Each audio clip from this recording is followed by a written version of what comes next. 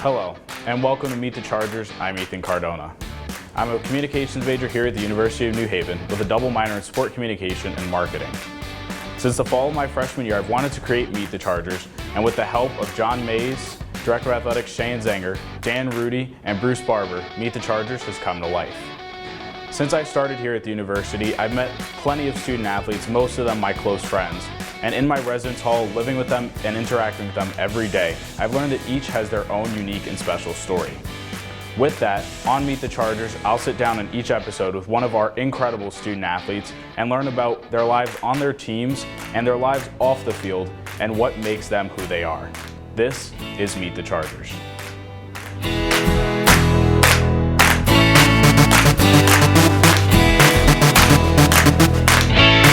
Hello and welcome to Season 1, Episode 2 of Meet the Chargers. I'm Ethan Cardona, and I'm here today with Julia Guarniere, a sophomore member of our women's volleyball team. Julia, how are you? I'm very well. Thank you so much for having me. I really appreciate this. Thank you for being here. So just start by telling us just a little bit about you. Yeah, absolutely. So as you said, I play volleyball here at the university. I study psychology, which I recently changed to, and I'm from Milford, New Hampshire, small town, and I just really like going to school here and, Nice. and the opportunity to be here. Yeah. So you said that you switched to psychology. So what was your original major? So I was a global studies major, and I minored in Mandarin Chinese. Oh, wow. It's pretty different. Yeah. But So what kind of went into that? Like, why did you decide the minor and then also your major coming in? So I did Model UN in high school, and I've always been very interested in government and politics and just how that whole world worked. So I was very excited about studying that. I could see myself in that career. And I attended a lecture recently, actually, of somebody who worked at an Estonian embassy, created policy, did all that kind of work that I wanted to do. And when he was describing a day in his job, I was like, I can't do this. So now I'm in psychology, and I hope to work in psychotherapy with that. Okay. So what went into that decision of deciding that that's your new focus? Well, I've also had an interest in just like psychological things, and I would always watch videos on YouTube that kind of taught about different like medical phenomena or how things that have happened to us psychologically impact us. Mm-hmm. And I feel like I am really drawn to people and the way that we are affected by what goes on inside of us and how that comes out. So I feel like if I could make a connection with somebody and help people that way, it would be a very fulfilling career. Nice. So talking about connections, we go back to when volleyball started for you. Mm-hmm. When was that, and how does that connect to where you are today? So I started playing volleyball seriously in 7th grade, and I remember I just was obsessed. Like, I fell in love with it immediately. I played soccer and softball, and I enjoyed being a part of the teams and playing the sports, but volleyball was addicting. Like, I would just play in the driveway, hitting the ball against my garage door, like, for hours. And I feel like that is a huge part of me and playing here today, because there have been times in practices or in games where I'll have like a little flashback to like little me playing volleyball, and it's like I'm that same person in a way. I still feel that way playing the game. It's pretty impressive that we get to have that experience, you know? Yeah. So when did that feeling kind of click for you? You said you played soccer and softball. So when did it click for you, like volleyball's the one, that's what we're going with? I think it was when I started playing beach volleyball. She's in my hometown, my best friend Emily, she called me up one day and she's like, hey, like there's this little beach volleyball camp going on, like you want to just try it out? And we just showed up not knowing a single thing, and I felt like I was naturally just drawn to this sport, and it was something I took upon myself for the first time to practice and to really say I want to get good at this, whereas with soccer and softball, my parents were a little bit more like, why don't you try this? And it was like my idea. It was interesting. So playing beach volleyball, obviously, at least as far as I know, it's usually 2-on-2. Yes. So obviously a lot more running around. So did that kind of tie into where you were like, okay, maybe a libero is what I want to be?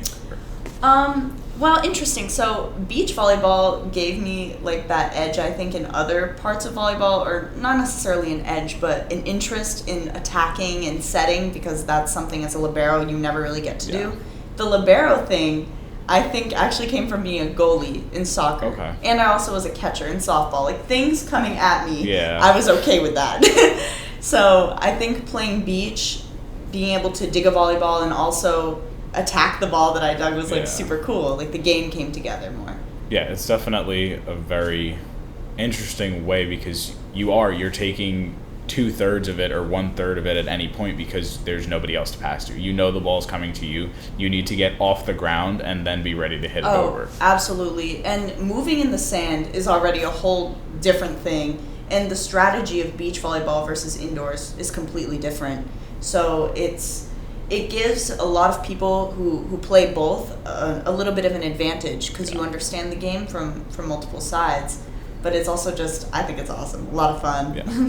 So beach volleyball, and then you go to really deciding that you're serious about volleyball. When did you have the realization that we're going to do this in college? We're going to try and pursue whatever division it may be. And how did that decision come in as well, of where you were going to go and if you wanted to play? It was definitely an interesting process. I'd say freshman year of high school, I was sure that I wanted to play in college. And I think a lot of collegiate athletes who play, especially D2 or D3, probably had that moment, like at some point where like, I'm going to go to Penn State, or I'm going to be this D1, like, hotshot. And I really did want to play at Cal State Long Beach. I remember that was the dream. Yeah. And then I just started exploring my options, and I found that I actually did want to be closer to home, and that I wasn't really so hung up on division-wise where I would end up.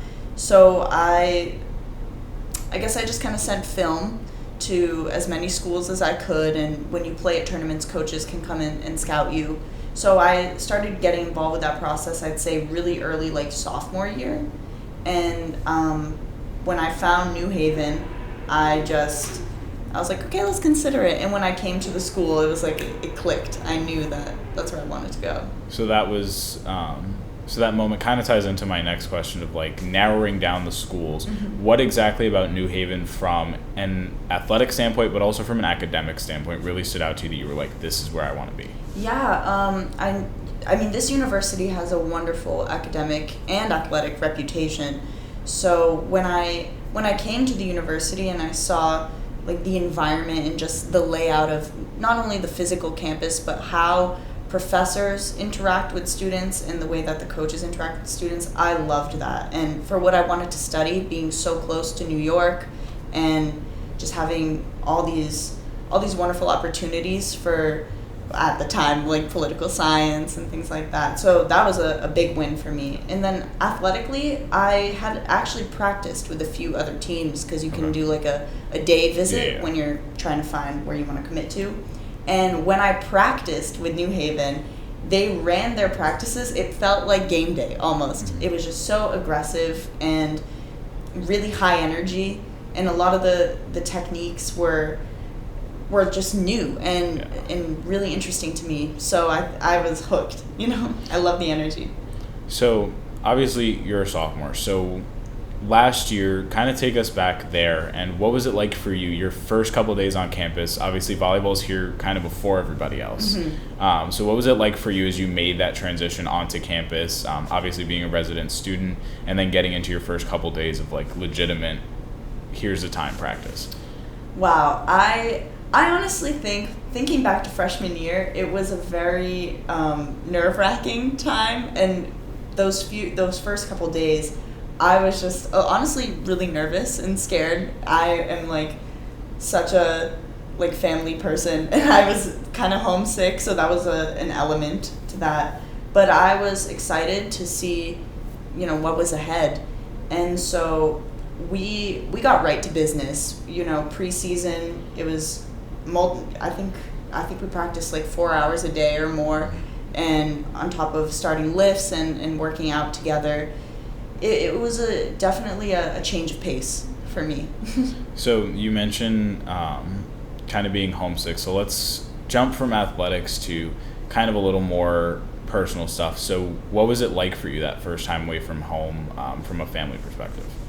I was very nervous to be not only just away from my parents, but away from the small town that I grew up in. It's a very kind of everybody knows everybody, really like cozy community. And this to me, I know some people come to West Haven and they're like, oh, urban area. I'm like, this is the big city. So it was kind of an adjustment. I definitely, and to this day, call my parents like twice a day. So that helps a lot. Even though I am here, I don't feel like that changed much, like the family connection. Thankful for technology in that sense.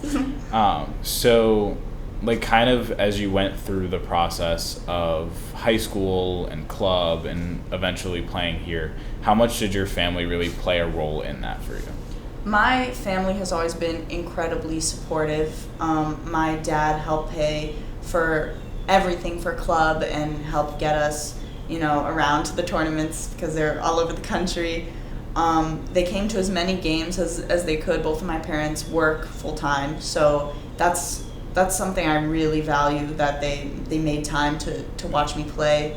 And I, honestly, there were times when I'd have a really rough game and I'd say, maybe I'm just not good enough. Maybe this isn't for me. And my parents have always been those people to push me and to inspire me. Like they're always very supportive in that sense.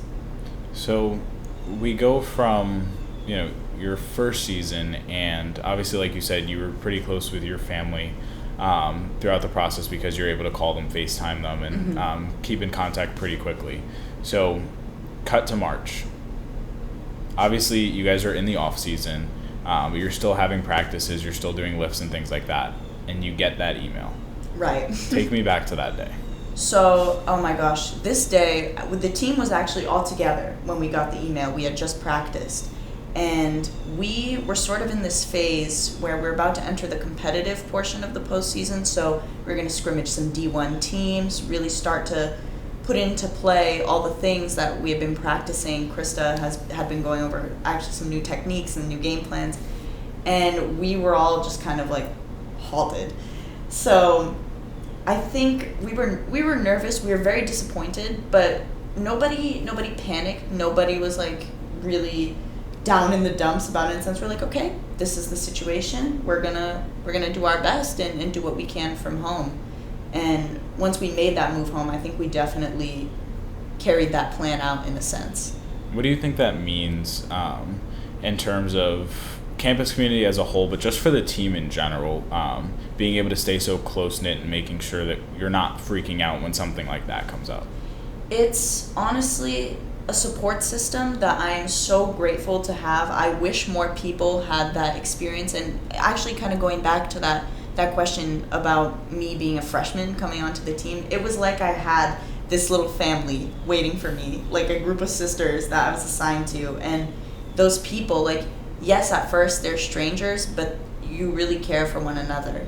And so, yeah, that was bad news that day. And we wanted to play so bad, but because of that family dynamic, that open communication that we have as a team, we were able to keep each other calm, So I think it's super important.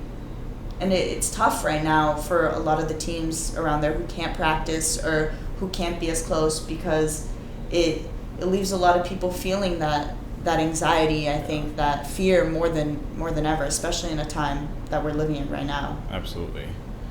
So you guys were kind of close, obviously, as you transitioned from off-campus to online, and then 2 weeks after we get sent home, we find out we're not coming back. So once that happened, obviously the rest of the semester kind of plays out online. What were you doing to kind of, I don't want to say this in a bad way, but like stay kind of sane? Oh, it definitely does require some effort. I feel like the whole team kind of felt that as well. I tried to establish as much as a routine as I could. So I would keep up with my exercises. I know the gym was closed, and that honestly, that killed. But I did the best I could with my home workouts. I stayed in contact with the team, as we all did. We had frequent meetings and everything. I read a lot during that time. I felt that reading a new book or working on even just like a little art project or something creative, music, I played a lot of guitar, just creative outlets. They definitely kept me sane in that time. So kind of cut back to March. So, we get sent home.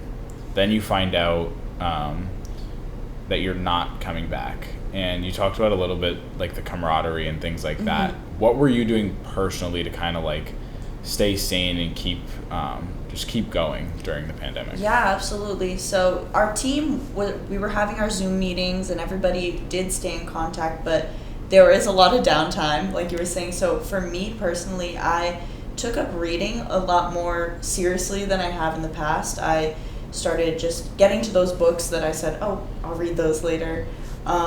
It was a great opportunity to spend time with my family that we just hadn't had for a while. And I was just kind of enjoying all the wonderful things that my little hometown has to offer. Like, we have so many little hiking trails and awesome spots to just kind of go for a walk or a jog. So I just sort of felt reconnected with nature, which is something I miss when I'm on campus a little bit. So yeah, obviously now it's a different scenario, kind of being able to just go for a walk because you have to go for a walk with a mask on. Exactly.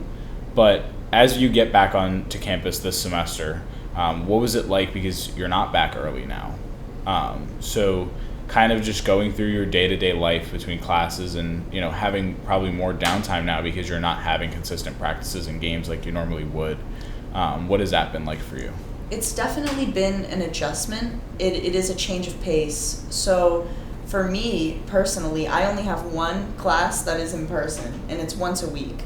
So other than that, everything is on Zoom.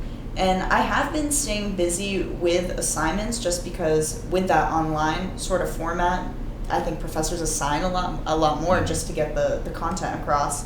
So it's very limited to our practice hours, which hopefully soon we'll start to get more. But it's just trying to organize my time, I think, in a way that's still beneficial, that I'm still pushing myself and keeping myself accountable as an athlete of like, okay, I'm going to stay motivated and dedicated here. So it's very similar, I'd say, to being at home, making a routine, making sure you do your homework, but also, taking time for yourself, reading. I love my roommates, so we always have some downtime together to just chill and catch up. So I honestly, I'm glad to be back, even though it is different. Yeah. So specifically with, since you only have one in-person class, what are you doing here? Because obviously you said at home you're like doing the trails and you're going for walks or jogs and things like that. What are you able to do here to kind of keep your mind at ease when you're not doing homework and things like that? Well, I don't know if you've ever heard of Qigong.